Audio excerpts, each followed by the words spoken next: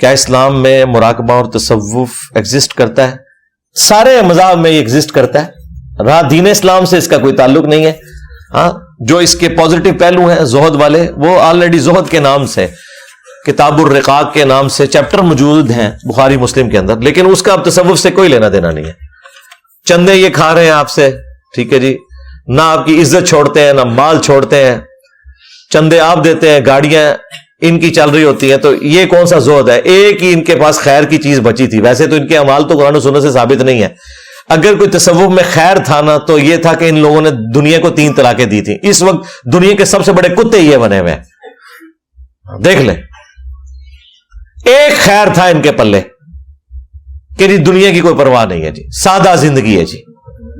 تو یہ آج کل کے پیروں نے تو پرانوں کو بھی مشکوک کر دیا، سیدھی سی بات ہے. اس زمانے کا کوئی انجینئر لبے تو میں پوچھاں گا بھی آؤ سناؤ